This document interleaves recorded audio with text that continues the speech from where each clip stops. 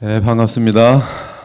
이제부터 로마서를 짧으면 12주, 길면 14주 아마 정도 걸릴 것 같아요. 대단히 소중한 그러한 시간이 될 것 같은데, 여러분들에게는 이제 아웃라인이 그 책으로 나누어져 있고요. 그리고 원어에 대한 내용들은 이제 오셔서 강론을 들으시면서 준비된 그러한 내용들을 같이 그 챕터마다 다루게 될 것 같습니다. 그래서 여러분들이 거기 한글로 되어 있는 그러한 이제 성경 거기 그 본문의 책자에 들어있는데 그 옆에 보면 빈 공간들이 들어있기 때문에 그 날카로운 펜을 준비하고 계셨다가 잘 이렇게 조그맣게 잘 쓰시면은 되지 않을까 싶습니다. 그리고 로마서가 다 마친 다음에는 그 제가 강론했던 그런 원어에 대한 모든 자료들에 대해서는 릴리즈 여러분들에게 나눠드리도록 그렇게 하겠습니다. 오늘은 그 개관만 하기 때문에 부담이 없는 그러한 좀 쉬운 그러한 시간이 되겠어요. 그래서 로마서 원어 성경 연구 16장까지 있죠. 로마서 1장부터 16장까지인데 이제 오늘 시작을 하겠습니다. 그럼 먼저 오늘은 이제 로마서 전체에 대한 개요를 하고 우리가 이제 보통 이제 8시부터 9시 반까지 1시간 반인데 좀 일찍 끝나는 때도 한 번도 없었는데 오늘 좀 일찍 끝날 수도 있을지도 모르겠어요. 그렇게 아시면 되겠습니다. 먼저 보면 로마서는 바울이 히브리서를 썼다고 하면 14권을 쓴 것이 되고요. 히브리서를 누가 썼는지 모르는 것으로 지금 되어 있는데 히브리서를 바울이 쓰지 않았다 하면 13권의 서신을 썼죠. 그래서 근데 그 로마서는 바울이 쓴 13권의 서신 가운데에서 가장 방대한 글입니다. 사복음서가 예수 그리스도의 말씀과 사역을 알려준다면 로마서는 주님의 희생적인 죽음의 의미를 알려줍니다. 바울은 로마서에서 질문을 하고 답변을 하는 그런 형식으로 복음에 대해 필요한 정보들을 가장 조직적으로 제시합니다. 이 로마서는 그래서 그 조직 신학을 담고 있는 책이라고 볼 수 있습니다. 그러나 이 로마서는 그런 어떤 우리 머릿속에 어떤 그 이성적인 그러한 정보만 주는 것이 아니라 사실은 로마서가 쓰여진 목적은 믿어 순종케 하려는 뚜렷한 목적을 갖고 있습니다.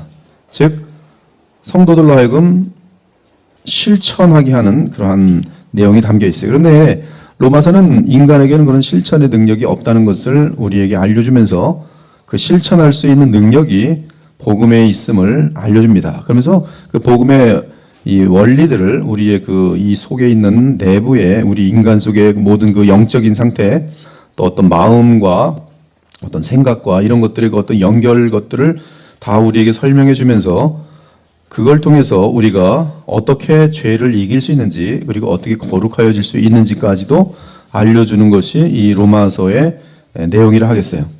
결론을 미리 말씀드리면 너무나 시시할 수 있겠지만 우리가 영적으로 성장하고 죄를 이기고 그리고 하나님께서 우리를 지으신 그러한 궁극적인 목적을 이루는 비결은 로마서에서 결론이 뭐로 나냐 하면 하나님을 향한 사랑, 그리스도를 향한 사랑으로 나타납니다. 그래서 그것은 이미 제가 결론을 미리 알려드리는 거고요. 근데 그 그리스도를 향한 사랑이 어떻게 우리로 하여금 죄를 이기는 자리까지 나가게 하고 승리자로 우리를 인도하시는지에 대한 모든 내용들이 로마서에 상세히 담겨 있는 것입니다. 그래서 로마서는 신학만을 담고 있는 책이 아니라 그 신학에 기초하는 실천적인 삶을 제시하는 것이죠. 우리가 칭의, 하나님의 은혜로 말미암아 의롭다함을 받았는데 의롭다함을 받은 사람은 어떻게 그 의로운 삶을 살아질 수 있는지 어떻게 살아갈 수 있는지에 대한 그러한 부분을 분명하게 제시하는 것이죠. 근데 그 제시가 무엇으로 나타나냐 하면 복음의 능력으로 나타나는 것이 이 부분이 지금 핵심입니다.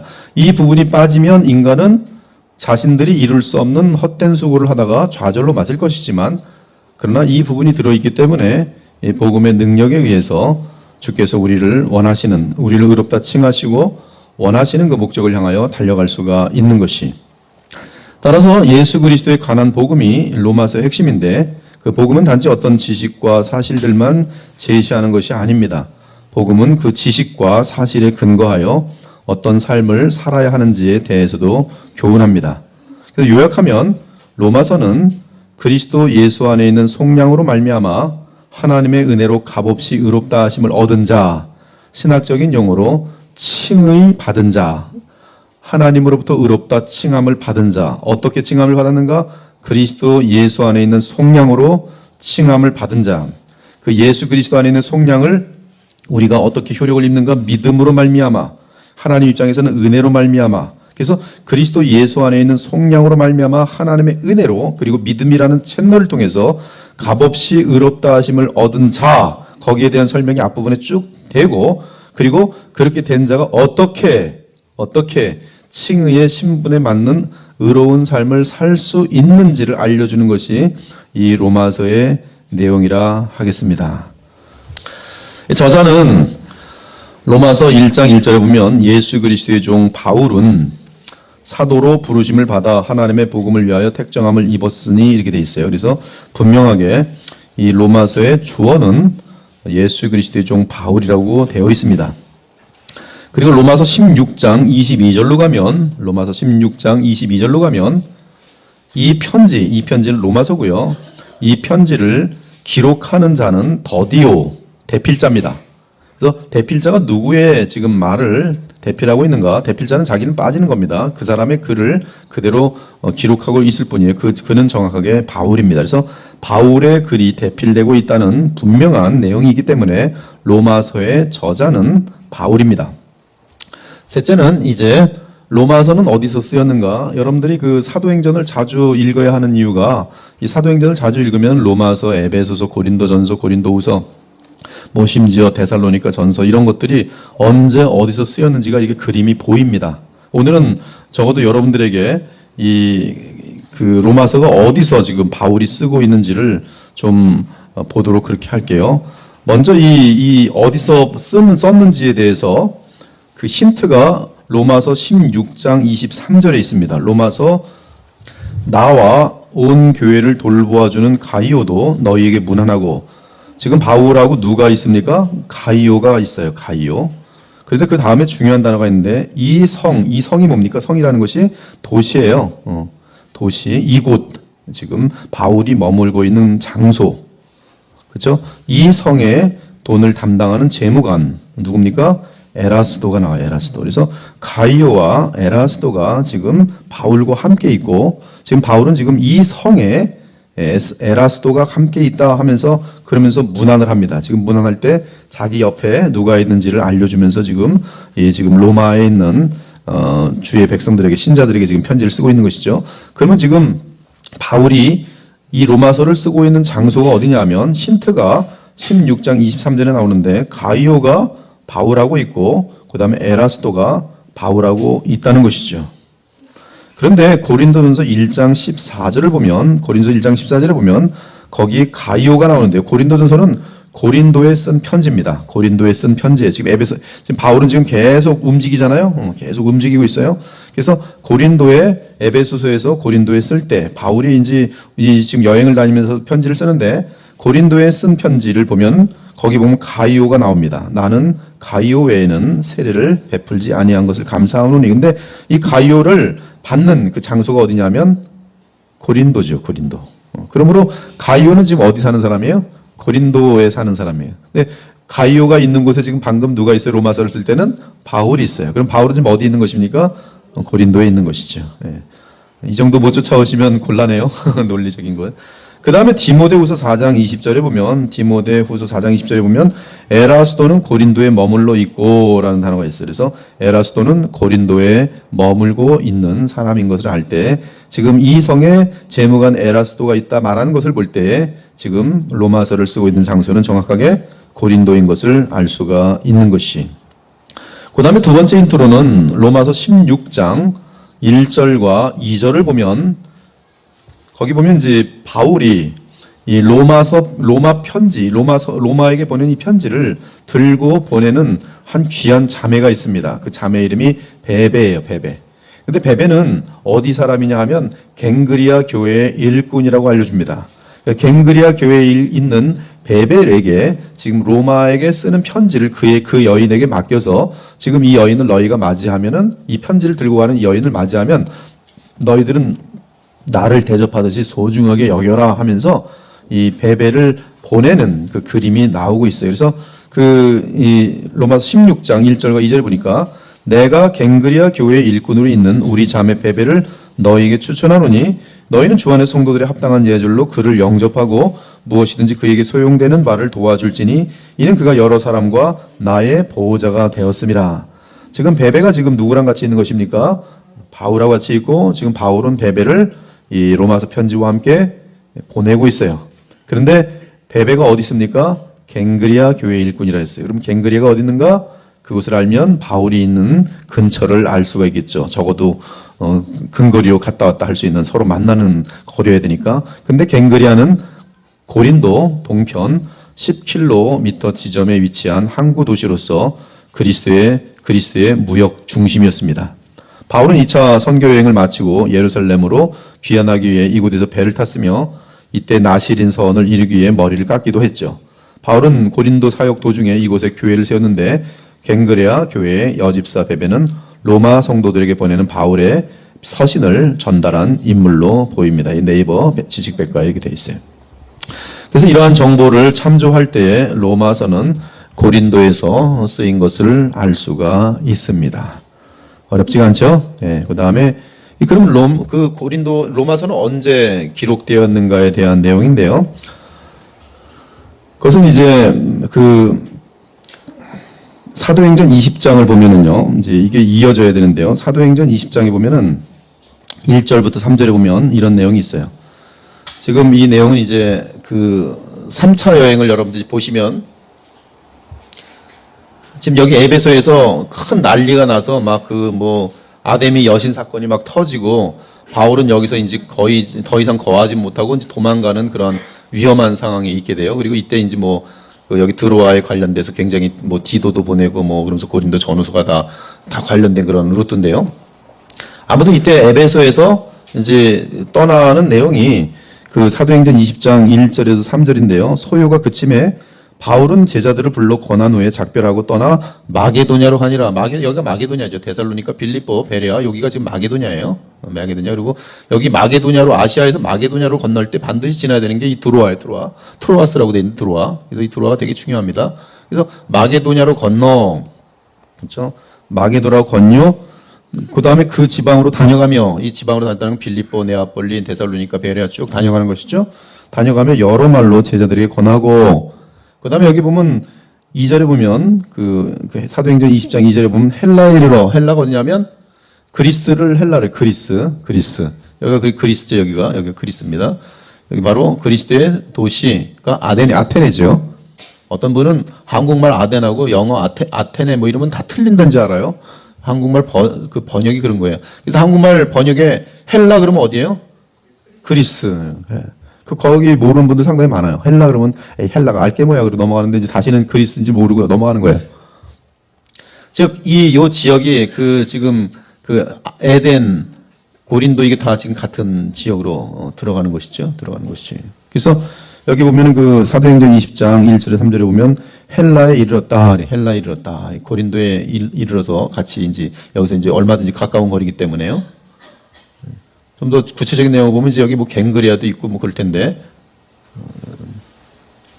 아무튼 그래서 지금 보면 여기 헬라에 이르렀다는 말이 지금 보면은 이 고린도에 지금 이르러서 지금 아테네나 거기 고린도에 이르러서 있었다는 얘기. 거기 석 달 동안 있다가 배 타고 수리아로 가고자 할 때, 수리아는 이제 이쪽 안디옥 바로 이 정도가 되겠죠. 그래서 수리아로 배 타고 가고자 할 때 그때 유대인들이 자기를 해하려고 공모함으로 여기서 이제 직접 사실 갈라 그랬는데, 여기서 배 타고 갈라 그랬는데, 여기서 쭉 배 타고. 근데 이제 거의 유대인들이 막고 있었기 때문에 다시 이제 마게도냐로 돌아서 가게 됐다. 근데 올 때는 에베소를 들러왔지만 갈 때는 에베소에 들를 시간이 없어서 밀레도에 떨어져 갖고 에베소 장로들 여기 불러다가, 그렇죠? 에베소 교회에 대해 축복하고 눈물 흘리고 헤어지죠.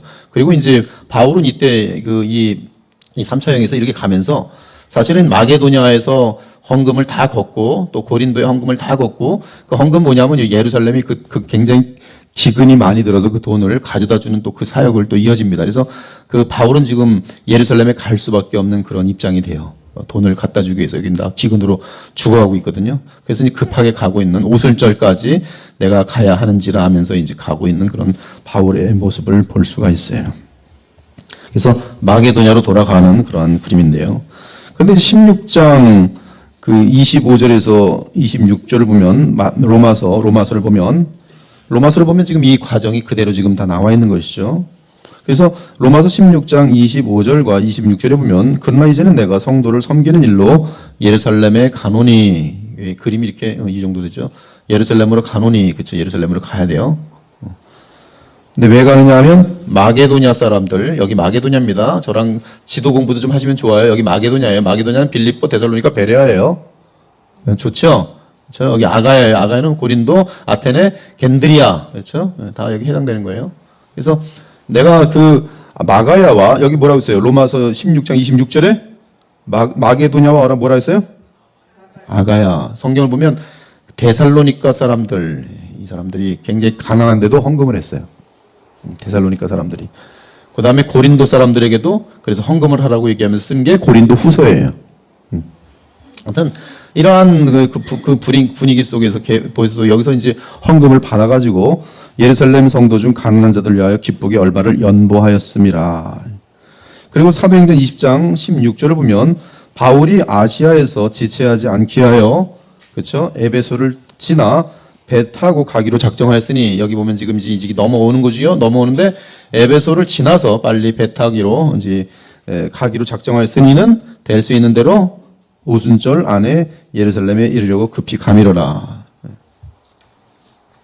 그리고 사도행전 24장에 보면 이제 예루살렘에 도착한 바울을 볼 수 있는데 여러 해 만에 내가 내 민족을 구제할 것과 재물을 가지고 와서 드리는 중에 내가 이런 할례나 뭐 또 다른 사람들 머리 깎는 거나 또 거기 그 성전에서 이제 이러한 일들 하다가 이제 거기서 오해를 받으면서 이제 크게 다시 또 예루살렘에서 큰 곤욕을 치르게 되죠. 그래서 지금 그 바울이 이 로마서를 쓴 때는 바로 이 3차 세계 여행 중에 여기 바로 이쪽에 고린도의 장소가 고린도였기 때문에 여기 보면 우리나라 말로 뭐라고 됐어요?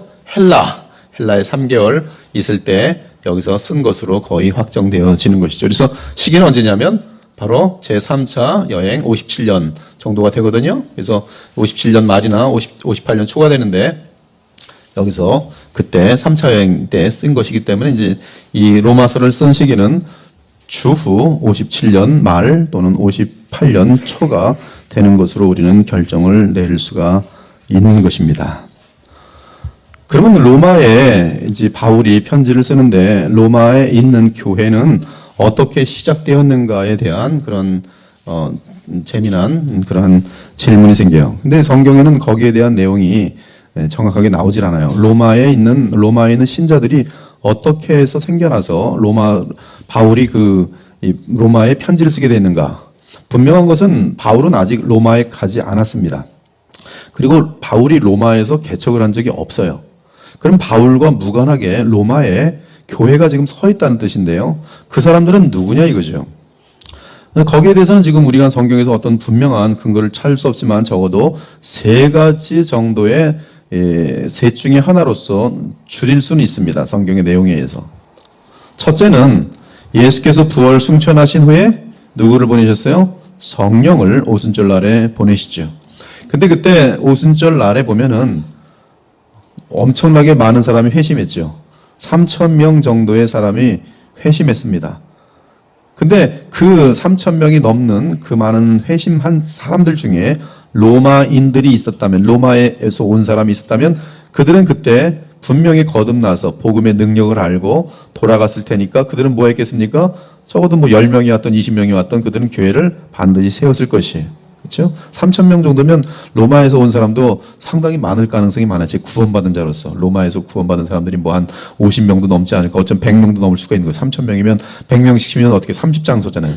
30곳에서 100명씩 오면 3,000명이잖아요. 근데 지금 구원받은 자가 장정만 3,000명이거든요. 베드로의 설교에서. 그렇죠? 그래서 사도행전 2장 10절에서 11절을 보면 성령의 강림이 나타나고 바로 성령의 강림 직후에 베드로가 설교한 후에 3,000명이 구원을 받게 되는데 이때 그곳에 와 있는 사람이 어디서부터 왔는가에 대한 묘사가 사도행전 2장 10절에서 11절에 있습니다. 거기 보니까 어떻게 되어 있냐면 사도행전 2장 10절 11절에 부르기아와 밤빌리아, 애굽 및 구레네, 여러분 이 지역들이 다 어딘지 아시죠? 구레네는 시프로스 이 섬이에요. 그다음 리비아 여러 지방에 사는 사람들과 그다음 뭐라고 돼 있어요? 로마로부터 사도행전 2장 10절 로마로부터 온 나그네 곧 유대인과 유대교에 들어온 사람들과 보입니까? 네. 그리고 그레데인과 아라비아인들이라 엄청나게 넓은 지역에서 오순절날에 예루살렘으로 다 모여 있었고 그때 누가 임하셨어요? 성령께서 임하셨어요. 성령께서 임하신 이유는 뭐예요? 온 세상 열방에 하나님의 복음을 전하는 것이니 가장 많은 이방 민족들이 모였을 때에 성령께서 임하신 것이 맞겠죠. 그렇죠? 성령의 목적과 정확히 맞죠. 그렇죠? 땅끝까지로 내층이 되는 그 하나님의 그 경륜 속에서 성령께서는 언제 임하셨겠어요? 그리고 하나님께서는 섭리 가운데 얼마나 많이 모아놨겠어요? 근데 그 모인 사람들 중에 누가 있어요? 로마인들이 있어요. 로마에서 온 사람들. 그들은 분명히 얼마나 될지 모르지만 만약에 30곳에서 넘으면 아까 말한 것처럼 100명이죠. 적어도. 200명이 될 수도 있고. 그럼 그 사람들은 로마로 돌아가서 반드시 교회를 세웠을 것이라는 것이죠. 그것이 첫 번째 로마 교회가 있을 수밖에 없는 첫 번째 하나의 근거고요. 두 번째는 사도행전 8장 1절에서 4절을 보면은 거기 보면 스데반 집사의 죽음과 함께 예루살렘 교회에 큰 박해가 시작됩니다. 유대인들과 로마인들이 예루살렘에 있는 교회에 큰 박해를 하자 그때 이 유대에 있는 사람들이 흩어져 버립니다. 아무데나 막 흩어져 버려요. 그래서 흩어진 사람들이 어디로 갈지 몰라요. 이때 박해가 얼마나 강했냐면 예루살렘에 있는 진실한 크리스찬들은 다 도망갈 수밖에 없었어요. 크리스찬들은 잡히면 죽는 거니까. 그러니까 그 당시에 예루살렘에 진실한 크리스찬들이 얼마나 있을지는 모르겠어요. 뭐 5만 명도 있을 수 있고, 뭐 3만 명도 있을 수 있고, 10만 명도 있을 수 있고. 근데 그 사람들이 이제 그 사도들 정도만 남기고 다 도망갔거든요. 사도들은 뭐 어떻게 하여튼 남기고 다 도망갔는데 그들이 이제 어디로 번져나가는지는 계속 쫓아가 볼 수가 없는 거죠. 그래서 그들이 로마까지 도착된 사람들이 있을 것이고 그들에 의해 로마 교회는 생겨났을 것이다라고 보는 그런 안도 있는 것이. 어쩌면 이 모든 것들이 복합적으로 다 그 오순절 날에 먼저 간 사람들이 교회를 형성하고 있는데 이때 예루살렘 핍박 때도 거기 로마에 가면 교회가 있대더라 해서 핍박받으면서 글로 막 도망가는 사람들이 있었겠죠. 뭐 배를 타고 가든지 무슨 걸어가든지 말을 타고 가든지. 그래서 얼마든지 그럴 가능성이 있어요. 그래서 이건 어쩌면 하나의 이슈가 아니라 여러 이슈들이 겹쳐서 계속 지금 로마는 점점 사람들이 많아지고 있는 그런 그림일 수도 있겠어요. 아무튼 사도행전 8장 1절에 4절 보면 이 바울이죠. 사울은 이 스데반이 죽임당함을 마땅히 여기더라. 그날에 예루살렘에 있는 교회에 큰 박해가 있어. 사도 외에는 다 유대와 사마리아 모든 땅으로 흩어진다. 누가? 크리스찬들이. 그렇죠? 여기 보면 유대와 사마리아 모든 땅으로 흩어진다. 경건한 사람들이 스데반을 장사하고 위하여 크게 울더라. 사울이 교회를 잔멸할세 각 집에 들어가 남녀를 끌어다가 옥에 넘기니라. 그리고 4절에 보니까 어떻게? 흩어진 사람들은 두루 다니며. 두루 다닌다는 것은 어디까지 가는지 모르는 거예요. 그냥 계속 가는 거예요. 두루다니면서 뭐 했어요? 복음의 말씀을 전할세. 이것이 이제 두 번째 그런 요소가 되겠고요. 그 다음에 그 로마의 다시 교회에 대해서 혹시 브리스가와 아굴라가 로마의 어떤 교회의 시초가 아닐까 하는 그러한 또 안이 있어요. 여기 보면 이 브리스길라 뭐 발음이 이제 두 가지로 나오는데 여기는 헬라 발음에서 뒤에 붙기도 하고 잘리기도 하면서 나오는 발음들이니까요. 이 성경에서 처음으로 발견되는 로마의 신자들로는 로마에서 온 신자들로는 이 본도 출생인 아굴라와 브리스길라가 있습니다. 그는 글라우디오 황제의 영에 따라 정확하게 성경은 로마 이탈리아로부터 다른 유대인들과 함께 쫓겨나 이 신분은 그는 유대인인 거예요. 유대인. 그래서 고린도에 왔다가 바울을 만나게 됩니다. 즉 그들은 로마로부터 온 사람들이에요. 그래서 사도행전 18장 1절에서 8절에 보니까 그 후 바울이 아덴을 떠나 고린도에 이르러 아굴라라 하는 본도에서 난 유대인 한 사람을 만나니 글라우디오가 모든 유대인을 명하여 로마에서 떠나라 한 고로 그가 그 안에 브리스길라와 함께 이달리아로부터 어디로 왔어요? 고린도로 왔는데 거기 누가 왔어요? 바울이 왔어요. 그래서 바울과 누가 만납니까? 아굴라와 브리스길라가 고린도에서 만나게 되죠. 근데 직업이 둘이 같아요. 천막 짓는 직업입니다. 그래서 같이 일을 하게 돼요.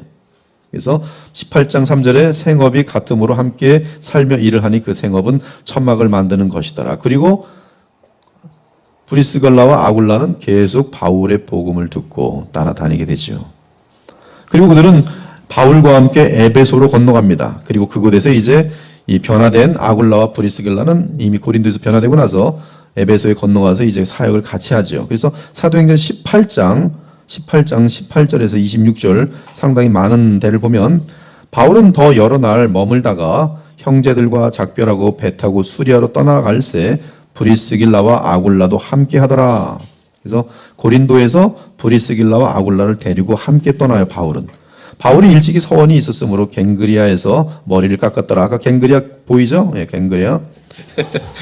그래서 고린도에서 어디로 오냐면 바울과 브리스길라와 아굴라가 에베소에 왔죠. 아까 여러분 그래서 지도를 자주 보셔야 돼요. 에베소에 왔어요.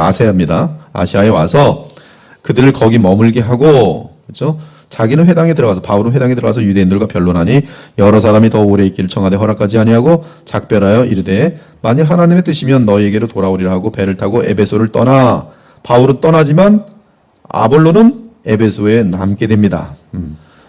여러 사람이 더 오래 있기를 청하되 허락하지 아니하고 작별하여 이르되 만일 하나님의 뜻이면 너희에게 돌아오리라고 배를 타고 에베소를 떠나 가이사라에 착륙하여 올라가 교회의 안부를 묻은 후에 안디옥에 내려가서 얼마 있다가 떠나 갈라디아와 부르기아 땅을 차려다니며 모든 제자를 굳건하게 하니라. 알렉산드리아에서 난 아볼로라 하는 유대인이 에베소에 이르니 이 사람은 언변이 좋고 성경에 능통한지라. 아볼로가 에베소에 왔어요. 누구 만날 수밖에 없어요? 브리스길라와 아굴라를 만나죠. 그래서 아볼로는 굉장히 성경에 능통했지만 성령에 대해서, 하나님 나라에 대해서 아직 잘 알지 못하고 있었어요. 그가 일찍이 주의 도를 배워 열심으로 예수에 관한 것을 자세히 말하며 가르치나 요한의 세례만 알 따름이라. 그가 회당에서 담대히 말하기 시작하거늘 누구를 만나 에베소에서 브리스길라와 아굴라가 듣고 데려다가 하나님의 도를 더 정확하게 풀어 이르더라. 지금 브리스길라와 아굴라는 지금 로마 사람이고 로마에서 온 유대인인데요. 처음에 어디로 왔습니까? 고린도에 왔어요. 그리고 고린도에서 바울과 함께 어디로 가요? 에베소로 가요. 그리고 바울은 떠났습니다. 아굴라 브리스길라 어디 있어요? 에베소에 있어요. 에베소에 있다가 누굴 만나요? 아폴로를 만나요. 아폴로는 굉장히 성경에 능한 사람이라 했어요. 그리고 이제 그 고린도전서 16장 8절과 19절에 보면 그 지금까지 내용이 고린도에 보내는 편지에서 에베소에서 이제 보내는 고린도 편지에도 잘 나와 있어요. 내가 오순절까지 에베소에 머물러 함은 아시아의 교회들이 너희에게 문안하고 아굴라와 브리스가와 그 집에 있는 교회가 주 안에서 너에게 간절히 문안하고. 고린도에 보내는 서신은 언제 썼어요? 아굴라하고 브리스길라하고 바울이 어디 있을 때? 에베소에 있을 때 쓴 것임을 알 수가 있는 것이죠. 그런데 그 이후를 보면 자, 로마에서 와서 고린도에 있다가 에베소에 있었던 아굴라와 브리스길라는 그 이후에 보면 어디로 갔는가? 로마에 가 있는 것을 발견할 수 있어요. 그래서 로마서 16장 3절과 5절에 보면 너희는 그리스도 예수 안에서 나의 동역자들인 브리스가와 아굴라에게 문안하라. 브리스가와 아굴라가 지금 어디 있어요? 로마에 있어요. 바울은 지금 고린도에서 그들에게 안부를 묻고 있어요. 안부를 전하고 있으며 문안하고 있어요. 그들은 내 목숨을 위하여 자기들의 목까지도 내놓았나니 나뿐 아니라 이방인의 모든 교회도 그들에게 감사하느니라. 그리고 그 브리스가와 아굴라의 집에 있는 교회도 문안하라. 즉 브리스가와 아굴라의 집에서 교회가 있다는 것이죠. 거기 그 16장 5절의 내용은 브리스가와 아굴라가 있는 뭐예요? 교회. 이게 뭐예요? 브리스가와 아굴라가 교회를 열었다 이렇게 볼 수도 있죠. 그래서 지금 이 로마의 교회에 어떤 그 성경에서 발견되는 것은 이 정도 세 가지의 어떤 그런 채널을 볼 수가 있는 것이죠. 그리고 이런 것들이 서로 로마 지역이 워낙 넓을 테니까 또 어떻게 되어 있는지 모르지만 하여튼 바울이 쓰는 로마 편지가 하여튼 그 로마의 여러 교회가 있으면 뭐 어떻게 흩어질지 모르겠지만 대표되는 교회가 반드시 있었을 것이고 그 대표되는 교회에서 이제 가정에 있는 작은 교회들까지도 같이 다 볼 수 있도록 그렇게 대상을 해서 쓴 서신이 되겠습니다. 아무튼 우리가 로마서 16장에 여러 그 분한 바울이 그 고린도에서 이제 문안하는 그런 내용들을 보면 로마에 있는 수신자들이 그 바울의 글을 받는 수신자들이 유대인들은 소수이고 이름을 보면 알거든요. 그래서 유대인들은 소수고 대다수가 주로 이방인들인 것을 우리는 쉽게 발견할 수 있습니다. 그래서 여러분 이 정도의 내용들은 이제 충분히 이해를 하고서 성경을 보는 것도 이제 문맥을 이해하는데 대단히 좋고 여러분들도 항상 사도행전 볼 때도 이러한 것들을 자꾸 이제 확인하면서 보면은 굉장히 짧은 기간이기 때문에요. 뭐 데살로니가 전후서 에베소서, 고린도전후서, 뭐 로마서 그것이 다 뭉쳐 있는 기간들이기 때문에 갈라디아서 이렇게 쉽게 그 시간에 따라 잘 이 바울이 여기서 이글 썼구나, 바울이 여기 있었구나 사도행전 읽어보면 그게 또 잘 나오기 때문에 금방 파악이 될 수가 있습니다. 그래서 이렇게 신약 로마에 어떤 교회가 있었는가 이렇게 한번 추측해 볼 수 있는 그러한 성경적인 근거가 있다는 것이죠. 그 로마서를 쓰게 된 계기를 보면 로마서 1장 8절에 보니까 이렇게 되어 있어요. 이 목적이 아니라 계기예요. 바울이 왜 로마서를 갑자기 쓰게 되는가? 그 쓰게 된 계기를 보니까 로마 교회, 로마의 신자들의 소문이 이 지금 아시아까지 또 고린도까지 막 소문이 막 난 거예요. 그러니까 바울의 귀에도 로마 교회에 대한 많은 얘기를 듣게 되는 거예요. 뭐 거기에 누가 도착했더라, 지금 어떻게 되고 있더라, 누가 지금 거듭나서 또 그 온 교회가 잔치가 났더라. 이러한 많은 얘기들이 막 나타나고 그래서 지금 뭐 보니까 로마 그 황제들이 뭐 무슨 걱정을 하대더라, 뭐 지금 어디서는 뭐 이런 소문들이 얼마나 많겠습니까? 그래서 로마에 있는 이러한 그리스도인들의 믿음과 순종에 대한 소문이 사방으로 퍼져나가고 있다 이렇게 돼 있어요. 로마서 1장 8절에 보니까 먼저 내가 예수 그리스도로 말미암아 너희 모든 사람에 관하여 내 하나님께 감사함은 로마에 사는 신자들아 너희들에 대한 소문이 얼마나 엄청난 것인지 너희에 대한 믿음의 소문이 온 세상에 가득하다. 로마서 1장 8절이 바울이 흥분이 된 거죠. 이들에게 내가 근데 이제 바울이 이제 주님께로부터 받은 계시 가운데 이들이 지금 막 퍼져나가지만 정확한 복음의 내용을 알 필요가 있는 거죠. 우리가 선교회에 나가면 사람들이 막 모일 수가 있어요. 막 뭐 10,000명, 100,000명 막 이때 이들에게 뭐 이상한 뭐 체험적인 거 하면 그게 체험이 신앙인 줄 알아요. 그게 아니죠. 성경엔 복음이 신앙이에요. 근데 복음의 핵심은 목표는 뭐냐 하면은 믿어 순종케 함이에요. 믿어 순종케 함. 다른 말로 하면 거룩함과 의로움. 근데 거룩함과 의로움이 바울이 알고 있잖아요. 그것은 인간의 열심 가지고 되는 게 아니거든요. 바울도 인간의 열심 가지고 유대교를 따랐지만 그것은 오히려 자기 의를 세우느라 하나님의 의를 무너뜨리는 존재였다는 사실을 고백하잖아요. 그러니까 복음은 정확하게 하나님이 계시하신 그 지식이 없으면 알 수가 없는 거기 때문에 지금 바울은 이 로마 교회가 로마에 있는 교회가 제가 로마 교회라는 단어를 지금 의도적으로 굉장히 회피하는 게 지금 카톨릭을 로마 교회라고 부르거든요. 이제 보통 이제 그래서 이제 지금 혼동시키지 않으려고 로마에 있는 기독교이죠. 로마에 있는 기독교, 로마에 있는 교회가 지금 지금 막 활성화되고 막 하는데 바울에겐 그게 뭘로 보이냐면 지금 빨리 가서 그렇죠? 빨리 가서 이들에게 뿌리를 깊게 내리고 든든히 서갈 수 있는 교회로 하려면 뭐가 필요해요? 정확한 복음을 알려줘야 된다. 그래서 로마서는 정교한 복음이에요. 하나님께서 복음에 대해 알리고자 하는 모든 내용이 다 담긴 것이. 그래서 이 내용을 가지고 그 성령 안에서 충만하게 이 로마서를 어린아이처럼 받아 먹고 따르면 그러면 이 교회의 사명 그리고 신자들의 목표, 신자들의 역할 그리고 무엇보다 로마서의 주제인 하나님의 능력, 복음은 그리스도 안에 있는 하나님의 능력됨이라. 그것을 지금 보여주는 그러한 목표를 가지고 이제 쓰게 되죠. 그래서 계기는 뭐냐 하면 그들의 소문이 온 세상에 전파됨이라. 그래서 로마서 16장 19절에 보니까 거기도 동일한 내용이에요. 너희 순종함이 모든 사람에게 들리는지라. 그러므로 내가 너희로 말미암아 기뻐하노니 너희가 선한데 지혜롭고 악한데 미련하기를 원하노라. 너무너무 기쁘다. 근데 더 너희들이 선한데 지혜로울 수 있도록 더욱더 하나님의 영광된 삶을 살 수 있도록 뭘 썼어요? 로마서를 쓰는 거예요. 로마서. 이러한 이유 때문에 바울은 그들을 만나기를 간절히 원하였으며 그들에게 위로와 힘을 더하여 주기를 바랬습니다. 또한 그들의 도움을 받아 어디로 가요? 서바나. 서바나가 바로 스페인이에요. 스페인으로 넘어가는 것이죠. 로마 다음에 넘어가는 것이죠. 그래서 로마서 1장 11절에서 12절 보면 내가 너희 보기를 간절히 원하는 것은 어떤 신령한 은사를 너희에게 나누어 주어 너희를 견고하게 하려 함이니 이는 곧 내가 너희 가운데서 너희와 너희 믿음으로 말미암아 피차 아니함을 얻으려 함이라. 아까 말씀드린 것처럼 지금 잘 되고 있는 로마의 기독교회 주의 백성들에게 더 분명한 성령의 은사들, 그다음에 신령한 은사들을 특히 복음의 내용이지요. 이 복음의 내용들을 너희들에게 알려줘서 너희를 견고하게 하려 한다. 견고하게 하려 한다. 믿음으로 말미암아 서로 피차 아니함을 얻게 하려 한다. 그 다음에 그러면서 이제 바울의 계획이 로마서 15장에 나오는데 15장 22절 이하를 보니까 그러므로 또한 내가 너희에게 가려 하던 것이 여러 번 맡겼더니 이제는 이 지방에 일할 곳이 없고 또 여러 해 전부터 언제든지 서바나로 갈 때에 여기 서바나가 어디더라고요? 스페인. 스페인으로 넘어가는 그러한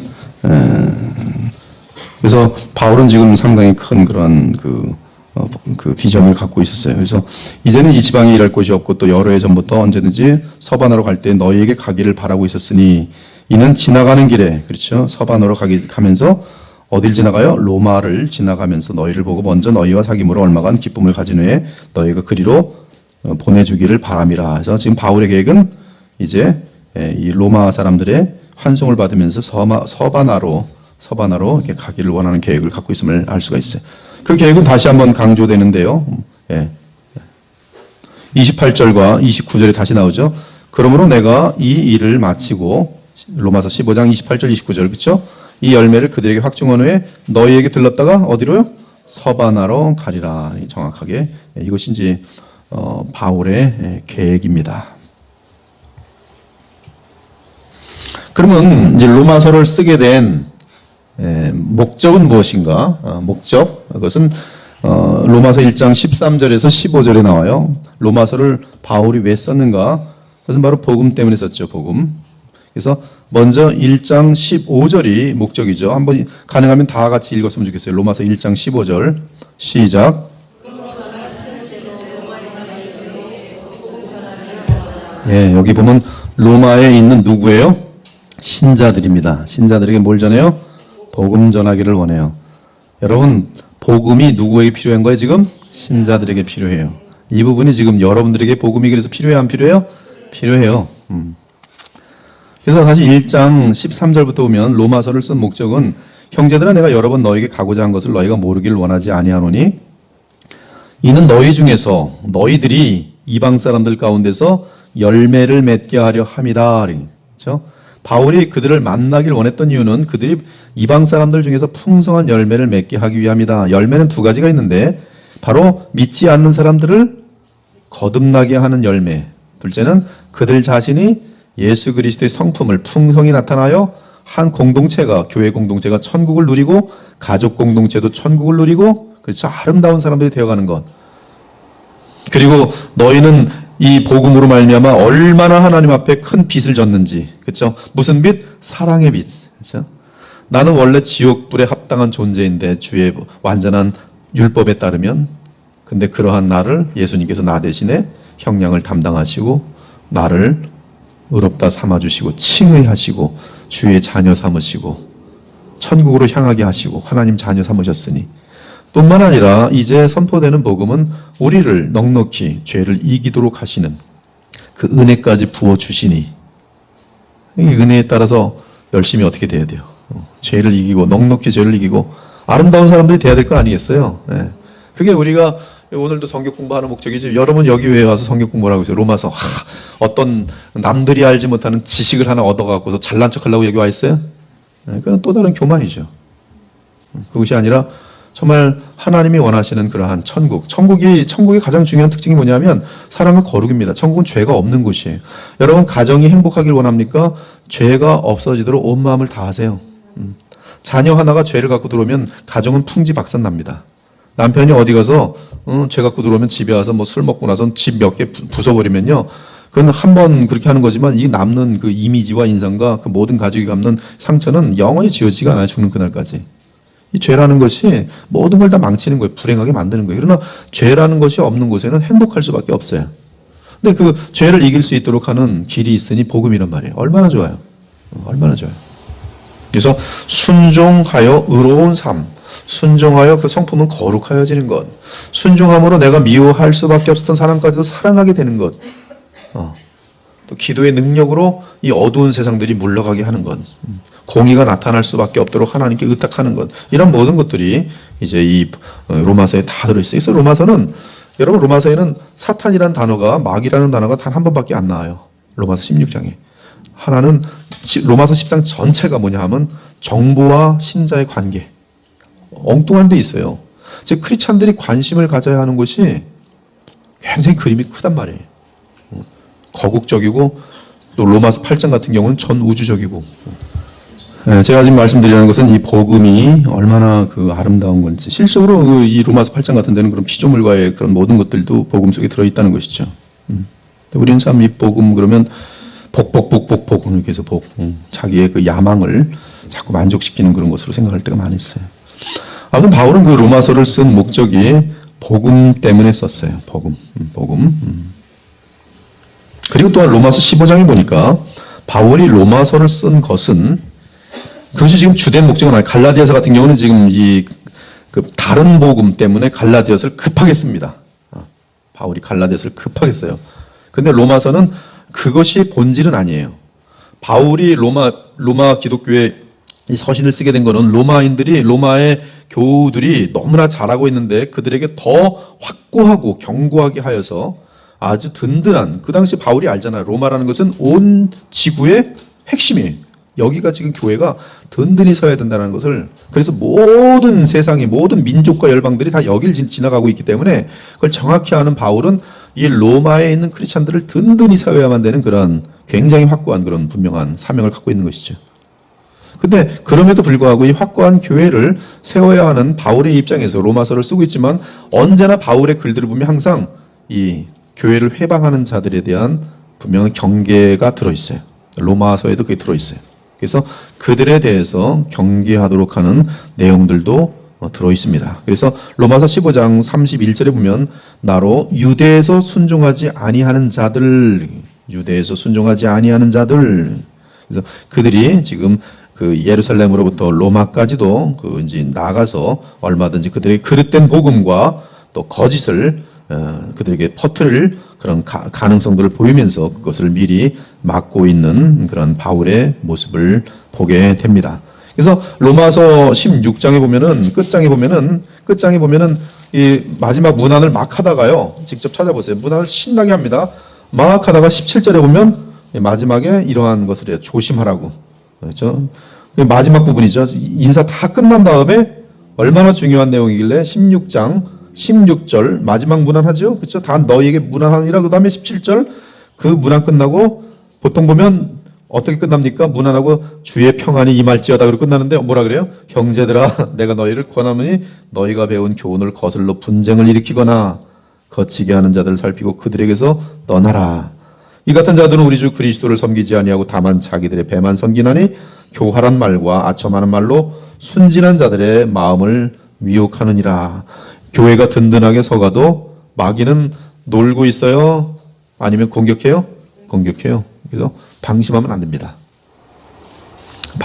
마귀는 복음을 대적하는 것이 그의 목적입니다. 이에 바울은 로마에 있는 교회에 이 서신을 쓴 것이며 이는 그릇된 복음 및 거짓과 싸우는데 교회가 가져야 할 가장 중요한 무기는 바로 복음으로 무장하는 것임을 알려준 것이에요. 우리 그 로마서의 그 주제 구절은 로마서 1장 16절과 17절인데요. 이 내용은 깊습니다. 이 내용은 깊고 이 내용은 사실은 로마서 전체를 다시 한번 함축해서 담고 있다고 보시면 되겠어요. 내가 복음을 부끄러워하지 아니하노니 이 복음은 모든 믿는 자에게 구원을 주시는 하나님의 능력이 됨이라. 먼저는 유대인에게요 그리고 헬라인에게로라. 복음에는 하나님의 의가 나타나서 믿음으로 믿음에 이르게 하나니 기록된 바 오직 의는 믿음으로 말미암아 살리라 함과 같으니라. 여기 내용이 참 깊어요. 하나님의 의라는 것이 나타나고 또 하나님의 능력 이런 것들이 나타나고요. 또 믿음에서 믿음에 이르는 것 이러한 내용들이 나타나고요. 또 하박국의 고백처럼 오직 의인은 믿음으로 말미암아 살리라 함과 같으니라.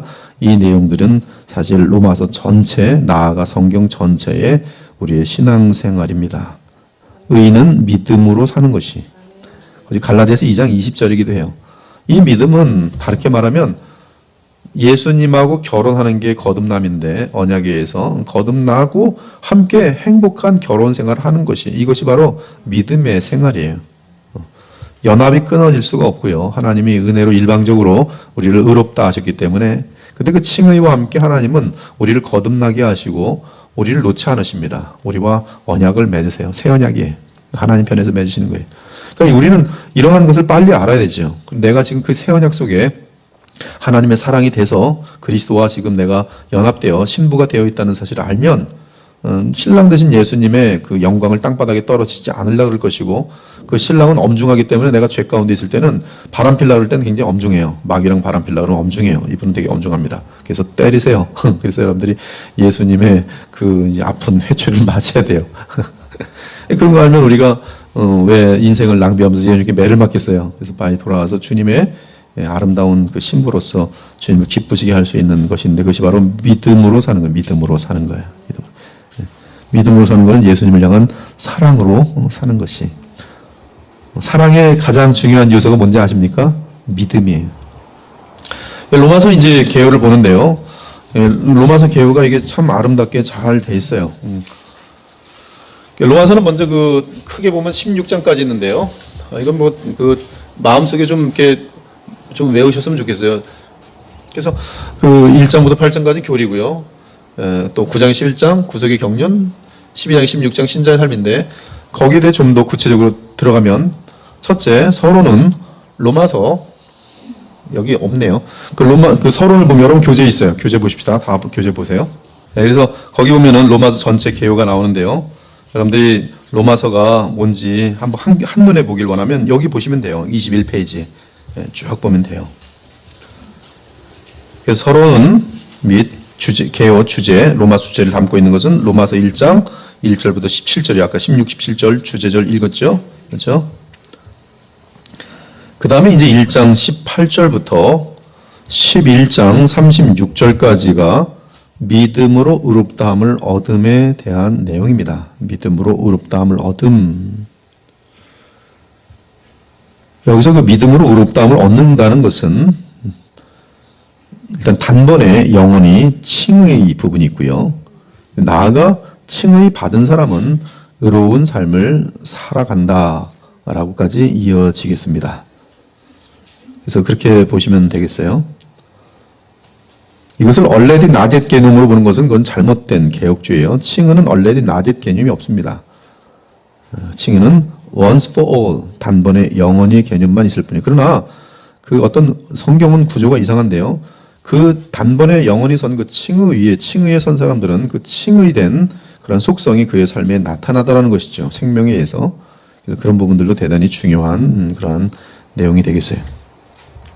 그래서 1장 18절부터 11장 36절 마지막 절까지인데요. 근데 먼저 구원의 필요성에 대해서 알려주고 구원을 어떻게 얻을 수 있는지 그 근거를 알려줍니다. 그리고 그 구원을 얻은 사람의 결과는 무엇인지를 알려주고요. 그 다음에 이제 9, 10, 11장은 바로 하나님의 경륜으로서 구원은 누가 얻는가, 그 구원의 대상에 대해서 알려주고 있어요. 자, 다시 한번 큰 그림에서 보여요. 구원이 필요한 자들에게는 어떻게 구원을 주는가, 근거, 구원받은 사람은 어떻게 되는가, 결과, 그리고 누가 구원받는가, 바로 택함 받은 자들이죠. 택함 받은 자들은 유대인이든 이방이든 상관없이 하나님께서 택한 자들이 구원받아요. 그래서 에서가 아니라 야곱이 구원받고, 그렇죠? 그리고 이방인들 중에서도 택한 자들이 구원받고, 유대인들 중에서도 택한 자들이 구원받고. 그럼 구원받은 사람의 삶은 어떻게 되는가? 그것이 12장부터 15장까지인데 3번에 보면 큰 그림 3번에 보면 전반적인 삶의 원칙, 그렇죠? 세상을 본받지 않고 마음을 새롭게 변화하며 하나님의 뜻을 아는 그런 삶이죠. 전반적인 삶의 원칙, 그리고 정부와의 권위와 관련한 삶, 사람들과의 관계, 그리고 형제들과의 관계, 그리고 맺는 글과 문안 및 축복으로 마무리되어 있습니다. 근데 중요한 것은 다시 구원의 필요, 구원의 근거, 구원의 결과, 구원의 대상의 내용인데요. 먼저 구원의 필요를 보면 바로 죄라는 것이 죄. 근데 죄가 누구에게만 있는가? 모든 사람이 죄 아래 있다. 그 증거는 모든 사람이 죽는다. 하나님의 관점에서는 모든 사람이 죽음에 모든 사람이 죄인이다. 그들은 죄인들이기 때문에 하나님의 이미 공의로운 형벌에 의해서 판단을 받았는데, 즉 형벌을 받았는데 그 형벌이 뭡니까? 죽음이에요. 그래서 모든 사람이 죽는 것을 보니 모든 사람들이 죄인이. 그리고 그것을 알려주기 위해서 이방인들은 죄 가운데 있다. 근데 그들에게는 율법이 없어도 죄를 알 수 있는 기능이 그들에게 있다. 무엇입니까? 양심. 그들은 또한 피조물을 보면서 그 피조물 속에 하나님의 영광과 섭리와 하나님의 손길이 있는데, 하나님의 솜씨가 있는데, 그걸 보고 하나님이 없다 하니 그들은 스스로가 하나님을 거부하고 있는 것이죠. 이방인들은 그래서 모든 이 만물들과 자신의 양심을 통해서 핑계댈 수가 없습니다. 그래서 하나님의 공의로운 심판 아래 있어요. 근데 유대인들은 율법을 갖고 있는데 그들은 율법을 가르치긴 하는데 지들은 행하지 않아요. 행할 수가 없어요. 왜? 죄인이니까. 죄인이란 말은 죄를 지을 수밖에 없는 존재란 뜻이에요. 결론은 누구든지 양심이든 율법이든지 누구든지 죄 아래 있으며, 그러므로 뭐가 필요해요? 구원이 필요해요. 그래서 구원의 근거를 대는데 다른 곳에 있지 않고 오직 하나님의 은혜로만 가능한데, 그 하나님의 은혜는 하나님의 의를 얻는 방법. 그 하나님의 의는 결국 예수 그리스도의 십자가를 통한 하나님의 경륜인데요. 그것을 믿음으로, 믿음이란 수단, 하나님 편에서 은혜를 주심으로 말미암아 우리 입장에서 은혜를 받아 믿음으로 표현되는 그 과정을 통해서 구원을 얻도록 돼 있어요. 그래서 믿음으로 말미암아 의롭다 칭함을 받음이 구원의 근거예요. 근데 무엇을 믿는가? 예수 그리스도를 믿어요. 무엇을 믿는가? 하나님의 아들 예수 그리스도가 누군지, 그분이 행하신 일이 무엇인지를 믿고 알므로 말미암아 구원을 얻도록 돼 있어요. 우리는 그래서 복음을 전하는 거예요. 복음이 뭡니까? 예수님이 누구시며 그분이 행하신 일이 이 인류를 향하여 하나님께서 무엇을 원하시는 것인가를 알려주는 것이. 그래서 구원의 근거는 예수 그리스도예요. 하나님의 약속이. 아브라함은 하나님의 약속을 믿고 의롭다 칭함을 받았어요. 행함이 있기 전이, 행함과 상관없어요. 아브라함이 의롭다 칭한 것은 오직 은혜로, 오직 믿음으로. 그럼 구원받은 결과는 어떻게 되는가? 하나님의 진노로부터 자유함을 얻어요. 왜? 내가 받아야 할 형벌을 누가 받아요? 예수께서 받으시기 때문에. 또 구원의 결과는 무엇이에요? 죄로부터의 자유예요. 이 부분이 중요하죠? 죄로부터의 자유, 죄로부터의 자유. 죄책으로부터의 자유가 아니라 죄로부터의 자유. 물론 죄책으로부터의 자유, 객관적인 법적인 문제 예수님께서 십자가에서 해결해 주셨어요. 맞아요. 로마서 8장 1절에 결코 정죄함이 없어요. 그걸 의심하면 안 돼요. 우린 그러므로 절대로 지옥으로 떨어지지 않아요. 그러나 죄책으로 자유함을 받은 사람은 또한 동시에 죄의 권능으로부터의 자유가 있다는 말씀이, 그것이 복음이 함축하고 있는 내용이란 것이죠. 근데 이 부분이 우리는 싫은 거죠. 죄책으로부터의 자유는 너무 좋은데 마음껏 죄를 져도 오늘도 주님 용서해 주시옵소서, 그리고 탁 하고 자면 용서해 줬겠지. 얼마나 좋겠어요. 그건 좋은데 내일 죄 짓지 말래, 하나님이 때리신대. 무슨 소리야, 난 죄 짓고 싶은데. 여기서 이제 인간들이 그 복음을 밀치죠. 밀쳐요. 여기 이게 구원의 결과야, 이 자유함, 죄로부터의 자유함이라는 게 되게 중요해요. 그치? 그 죄로부터의 자유함이라는 것은 얼마나 갈등이 있는지 로마서 7장에 보면 율법으로부터의 자유함, 그렇죠? 율법으로부터의 자유함, 정죄함으로부터의 자유함. 로마서 8장에 보면 죽음으로부터의 자유함. 그래서 우리는 이러한 과정들을 통해서 죄로 넉넉히 이기고 우뚝 설 수 있는 것이죠. 그리고 구원의 대상은 이미 말씀드린 것처럼 모든 인류지요. 인류 중에 주께서 긍휼을 베푸는 자들이 구원을 받아요. 애굽의 바로 황제는 하나님께서 구하지 않으세요. 그의 마음을 강팍하게 내버려 두십니다. 로마서 1장에 보면 내버려 두세요. 내버려 두시는 건 축복입니까? 저주입니까? 저주예요. 그래서 여러분들 죄 짓는데도 계속 잘 듣는 사람들은 하나님이 내버려 두신 거예요. 왜? 돼지들 살육장에 보내기 전에 어떻게 해야 돼요? 열심히 먹여야 돼요. 그는 심판의 대상일 뿐이에요. 애굽이 죄가 창궐하도록 하나님은 두신 다음에 죄가 가장 지극히 창궐할 때 멸망시키세요. 소돔과 고모라가 죄가 창궐할 때까지 가만두십니다. 그리고 쓸어버리세요. 창세기 15장에 보면은 가나안 땅이 아직 죄가 창궐하지 않았기 때문에 하나님의 그 심판하시지 않는 그런 내용들이 정확히 나와 있어요. 구원의 대상은 모든 그러한, 여러분, 그 자비는 공평이라는 게 없습니다. 자비는, 우리는 꼭 첫째 아들처럼 둘째 아들 하나님께서 자비를 베푸시면 자비란 말이 자비. 갑자기 삐쳐가지고 집에도 안 들어가고, 나는 아버지랑 같이 있었는데 얘는 나갔다 돌아왔는데 말이야.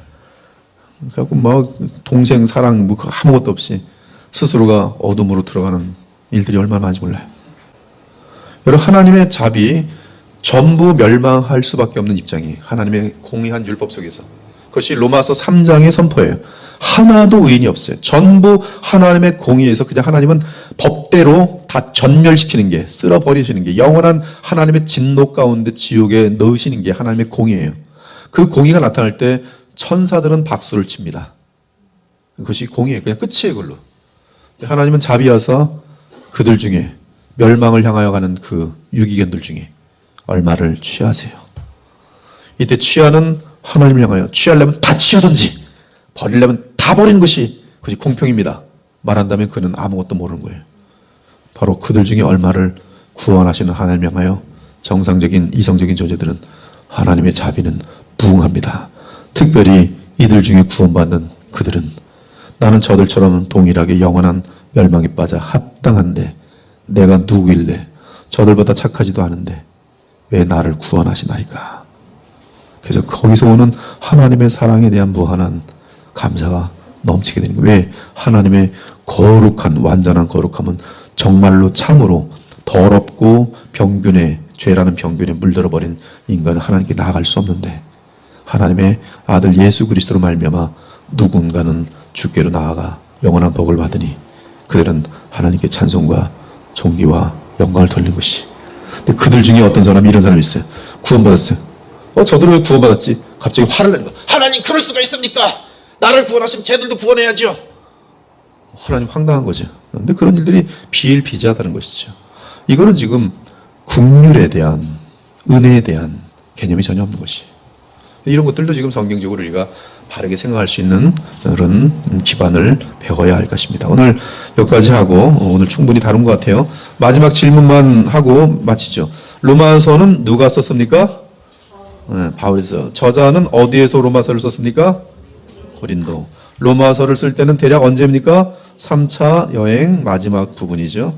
로마서를 쓴 목적은 복음을, 주의 백성들에게 복음을 알게 하려고, 그래서 믿어 순종케 하려고, 또 불신자들에게는 이 복음을 통해서 구원받도록 하시려고. 로마서의 주제 구절을 암송하라. 로마서 1장 16, 17절. 내가 복음을 부끄러워하지 아니하노니 이 복음은 모든 믿는 자에게 구원을 주시는 하나님의 능력이 됨이라.